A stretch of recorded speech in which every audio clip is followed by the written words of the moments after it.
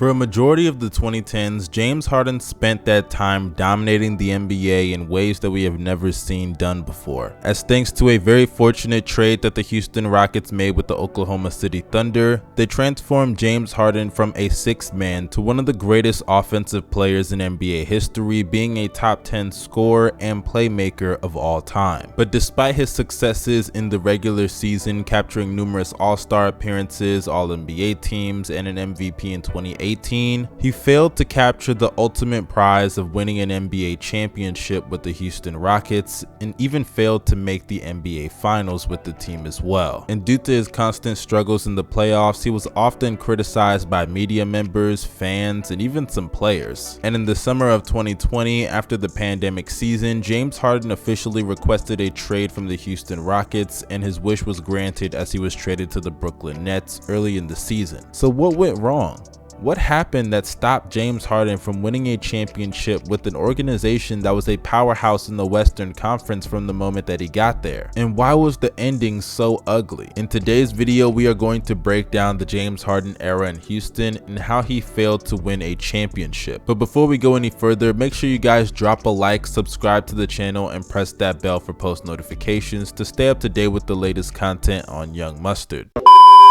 But they didn't want to give Harden the max. Their position was everyone who's re-signed here has sacrificed a little something, even Durant, even Russell Westbrook. So they were looking for Harden to be willing to take a little less than the max to stay.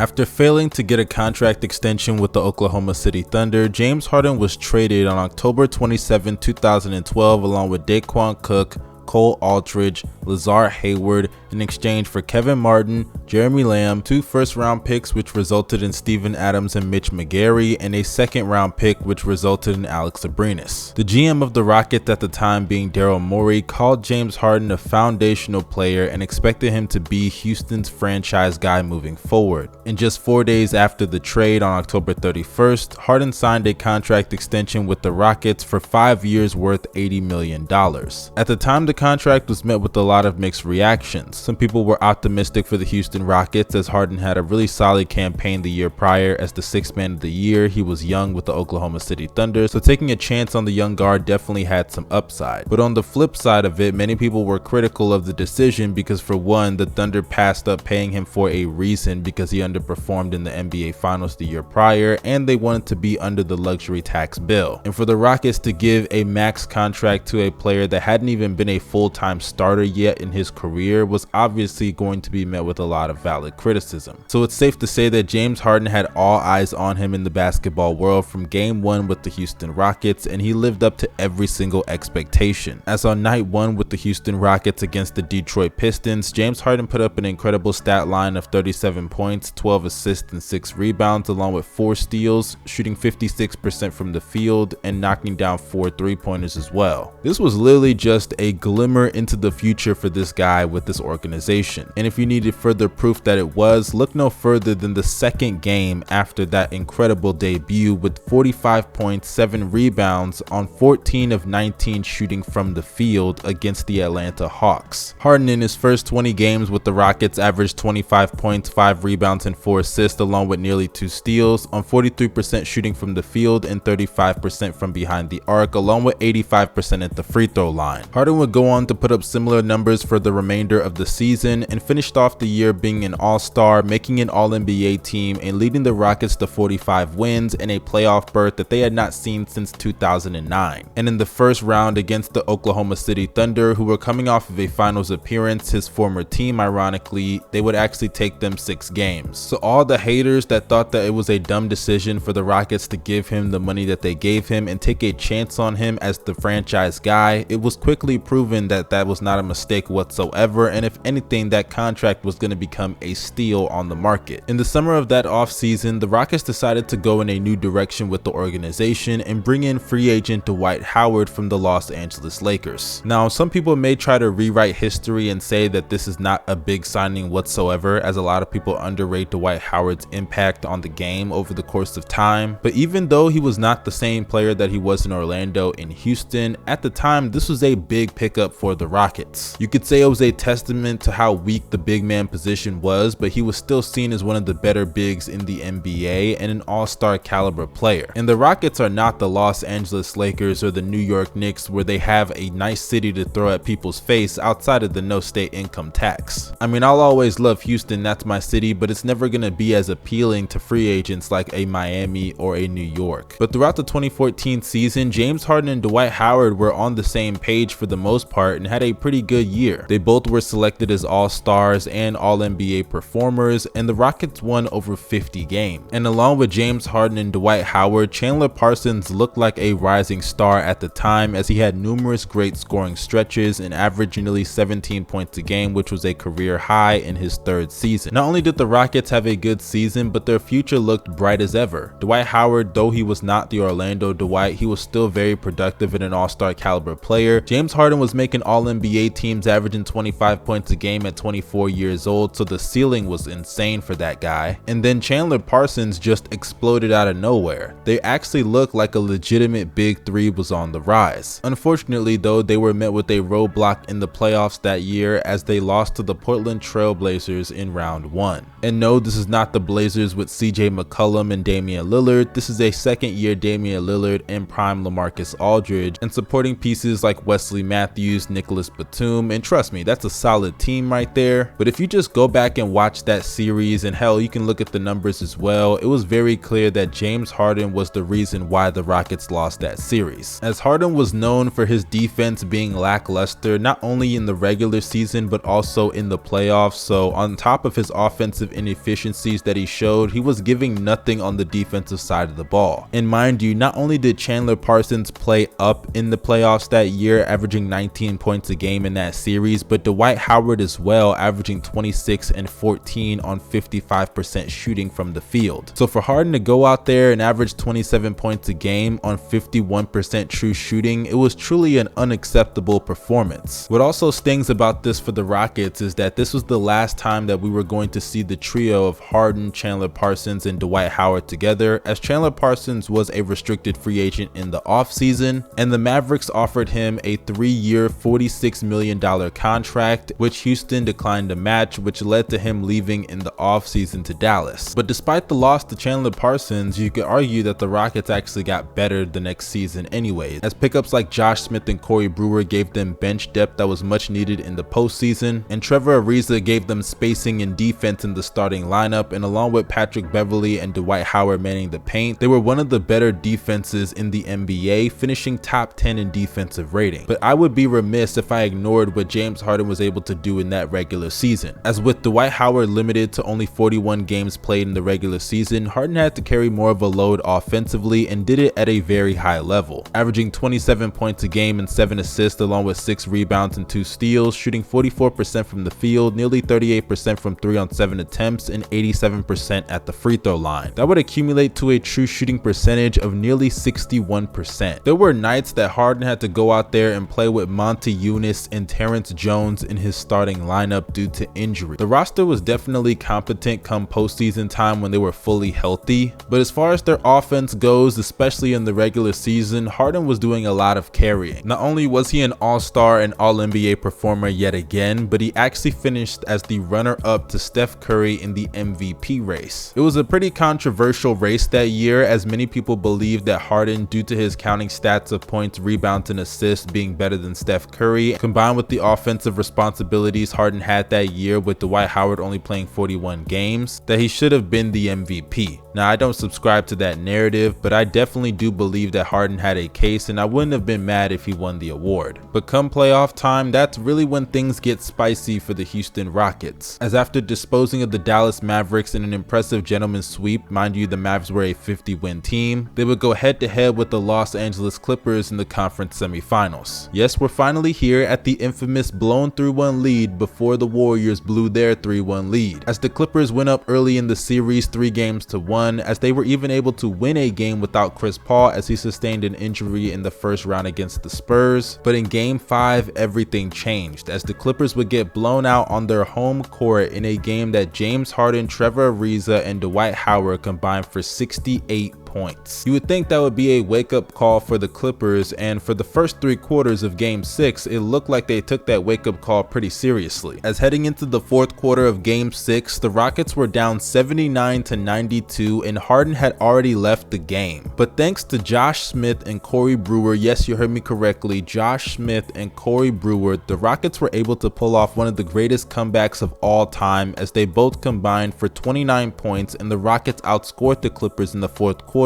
40-15. This was truly one of the most randomly impressive performances I have ever seen from 2 guys that are truly random as well. And once they lost that game, it was very obvious the Clippers were going to lose that series, and that's exactly what happened as they lost Game 7 as well. Harden was pretty bad in the closing games of that series, primarily Game 6 and 7, but thanks to his teammates stepping up, he was able to still lead them to victory. They would then lose to the Golden State Warriors in the Western Conference Finals, and Harden actually had one of his worst games I think I've ever seen from any star player in the closeout game, as he had 14 points, 6 rebounds, and 5 assists, but had 12 turnovers and shot 2 of 11 from the field. Mind you, this was an elimination game, and the fact that he had more turnovers than shots made is truly remarkable and doesn't get talked about enough. But then you move on to the 2016 season, and honestly, I won't even spend too much time here because this year was kind of a washed year for James Harden and the Rockets. They got off to a slow start with a 4-7 record, and due to some differences between him and head coach Kevin McHale, Harden was accused of quitting on the team to the point that Kevin McHale was fired due to Harden not wanting him on the roster anymore. And many people believe that the media took out frustration against James Harden for doing what he did to Kevin McHale by not voting him in as an All-NBA player. And considering that he averaged 29, 8, and 6 on 61% true shooting,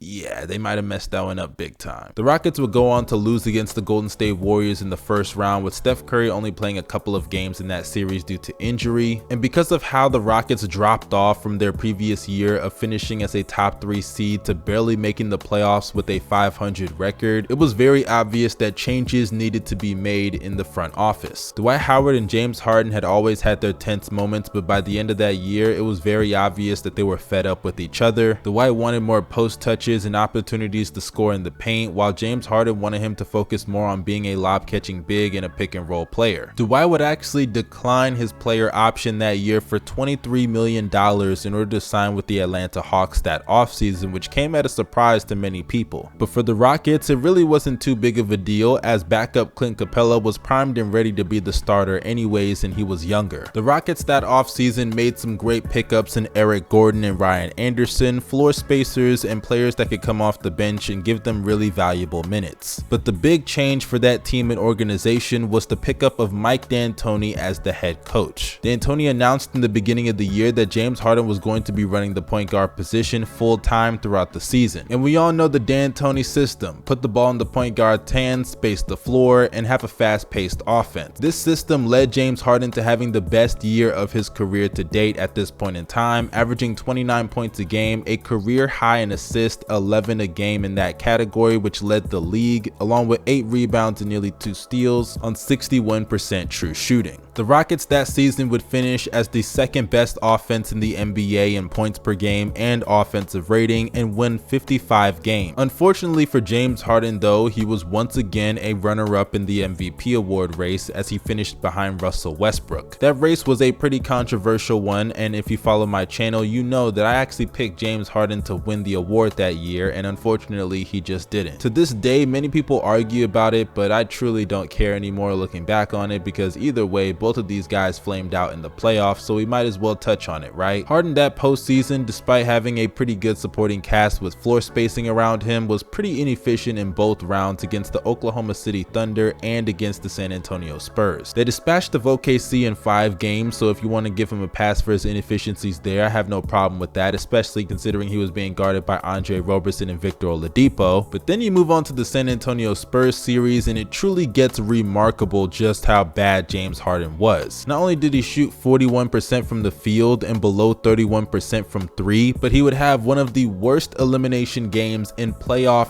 history, as in a game that not only his teammates like Trevor Ariza show up with 20 points, Clint Capella with 15 and 12, but the Spurs did not have their superstar in Kawhi Leonard available. Harden went out there in 36 minutes of action and only recorded 10 points, 7 assists, along with 6 turnovers, shot 2 of 11 from the field, and fouled out. Mind you, James Harden was still a below average defender for the most part in this year. So on top of his poor defensive effort, offensively, he was a liability in this game. I think this was truly the series that made people think that James Harden was a choker, and he's never been able to shake that label since. But despite the disappointing ending to the Rockets season and James Harden's year as a whole, it was still seen as a success from the organization. One thing that people did criticize the Rockets for was putting too much on James Harden's play as the primary ball handler, as people suggested fatigue as a reason for his flameout. Due to that criticism, the Rockets decided to go out there and trade for Chris Paul. Now, at the time of this trade, many people criticized the move. With two guys that dominate the ball and like to dominate the ball as a part of their games, there was a lack of faith about if they could coexist with one another. Those questions, though, were quickly put to bed as soon as the regular season started. As James Harden averaged 30 points a game for the first time in his career, Chris Paul performed at an all-star caliber level, and they would lead the Rockets to the greatest regular season in franchise history, winning 65 games and the best record in the NBA. Harden that season would be an All-NBA performer, making the first team, an All-Star, and finally won an MVP. The Rockets truly had an unstoppable offense, as they had James Harden, who was in his prime, one of the best scorers of all time and an all-time playmaker as well, and Chris Paul, who was one of the greatest playmakers of all time and contributing on the defensive side of the ball to cover for Harden's flaws on that end in the backcourt. And unlike a lot of other Mike D'Antoni teams and some of the other years in the Harden era with the Rockets, they were an elite defensive team. So you can guess that many people even picked the Rockets to beat the Golden State Warriors if they met up in the playoffs that year. And met they did, as they had an entertaining 7-game series in the Western Conference Finals. Unfortunately, they were hit with bad luck, as Chris Paul would go down while they were up 3-2 in the series against the Golden State Warriors with a hamstring injury that would cause him to miss the remainder of the series. The Rockets would go on to lose in pretty historically bad fashion, missing 27 straight threes, and James Harden yet again would come up short with the Houston Rockets to win a championship or even make the NBA Finals. It truly seemed like him and the Rockets were on the verge of a breakthrough, and unfortunately it just never came to be. They tried to run it back the next season despite the loss of Trevor Ariza. They gave Chris Paul the max contract, as he didn't take a pay cut. Harden would have a historic year for the books, averaging 36 points a game, and broke the record set by Kobe Bryant for the most consecutive 30-point games with 38 straight, averaging 40 points a game, 7 assists and 7 rebounds, 44% shooting from the field, 36% from 3 on 15 attempts, and 90% at the free throw line. Mind you, the Rockets would start off that season pretty slow, and thanks to James Harden's heroics, they were able to get themselves back into playoff contention and win 53 games. Unfortunately though, they would fail yet again in the playoffs to the Golden State Warriors, this time in 6 games, and with Kevin Durant missing the remaining 2 games of the series. That offseason was a pretty big one for the Houston Rockets, as many people thought they should move on from Chris Paul, as he showed a little bit of signs of declining, or at least that's what it looked like at the time, and with the contract that big, it seemed like the only logical conclusion for a player of his age. Throw in the fact that there was obviously tension between James Harden and Chris Paul that had been pent up over the last couple of years, and it was very obvious they had to make a decision between the two. The Rockets would then trade him in a really shocking decision to the Oklahoma City Thunder in exchange for Russell Westbrook. Harden actually wanted Russ on the team, as they have history back when they were kids, all the way up until the NBA, where they obviously played with the Oklahoma City Thunder early in their careers. Now, as soon as this trade happened, I knew they were not going to win a championship, and many people themselves knew it as well, because despite a good regular season where they were able to win 44 games in a shortened season due to the pandemic, it was so clear as day that they were catering to Russell Westbrook as they traded Clint Capella to the Atlanta Hawks to run a small ball 5-out lineup. And granted, Russell Westbrook post All-Star break was insane, with numerous efficient 30-point performances. Yes, you heard me correctly, efficient 30-point performances, and the Rockets offense was excelling at a very high level. Unfortunately though, Russell Westbrook happened. Of course, their size was a big issue with rebounding, but as soon as the first round began, the cracks in the team were already starting to show as they went 7 games with that team. And look, OKC was nice, but they were nowhere near contenders in that conference. And Russell Westbrook immediately came in that series and almost cost them in game 6 with an airballed mid-range jumper and a costly turnover at the end of the game. They would end up losing to the Lakers because, of course, Russell Westbrook was dog shit yet again, and the Rockets were back at square one in the offseason with another difficult decision to make. Unfortunately though, James Harden and Russell Westbrook didn't waste any time as they both demanded trades. Westbrook would get traded to the Washington Wizards in exchange for John Wall and a first-round pick. And as far as James Harden was concerned, the Rockets really wanted to wait things out and see if James Harden would change his mind on the trade request. They would sign Christian Wood that offseason. They drafted Jae'Sean Tate. It looked like their roster was looking a little bit better than expected when James Harden demanded his trade. But despite those pickups, it was very obvious that they were far removed from championship contention, especially considering where they were just a couple of years ago. Harden, realizing this, didn't show up to any of the practices or training camp and pulled up a little bit out of shape. He balled out in the first 2 games. I remember that back and forth he had with CJ McCollum against the Blazers earlier on in that regular season. But as soon as it came out that the Rockets were optimistic Harden was going to cancel his trade request, Harden had one of the meanest stinkers of his career. As against the Los Angeles Lakers, Harden recorded 16 points, 6 assists, and 7 rebounds, along with 3 turnovers, and shot 5 of 16 from the field and 1 of 6 from 3. And in the post-game press conference, Harden said this: "We're just not good enough.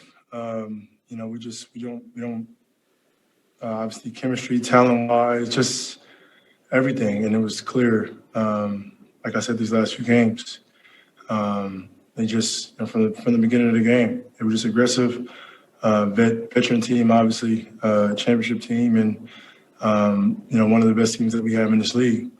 I love this city. I literally, have done everything that I can. This situation is crazy. It's something that I don't think can be fixed. So, yeah.